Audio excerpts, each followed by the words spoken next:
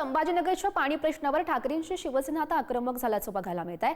संभाजीनगरमध्ये ठाकरेंच्या शिवसेनेकडून हंडा मोर्चा काढण्यात आलाय। संभाजीनगरच्या मुख्य चौकात ठाकरेंच्या शिवसेनेचं आंदोलन सुरू होतं। मुख्यमंत्री उपमुख्यमंत्री संभाजीनगर दौऱ्यावर असतानाच हे आंदोलन बघायला मिळालं आणि त्या दरम्यानची आपण ही दृश्य बघू शकतोय। मागच्या 3 वर्षात देवेंद्रजी आले होते, 22ला मोर्चा काढला होता भाजपने, आक्रोश मोर्चा। आमच्या हातात सत्ता द्या, 6 महिन्यात पाणी देऊ। झाले 3 वर्ष, पुन्हा विधानसभा लोकसभेच्या प्रचाराला आमच्या हातात सत्ता द्या, 3 महिन्यात पाणी देऊ, झाले 6 महिने।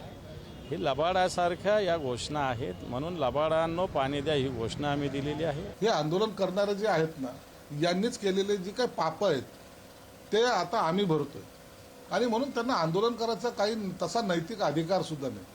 आणि तुम्ही पाहिलं असेल त्यांचं आंदोलन, 4 हंडे लावले रिकामे आणि स्वतःच बोंब बोलताय। मग हे तरी मागणी करा ना, ज्यांच्यामुळं हा त्रास झाला।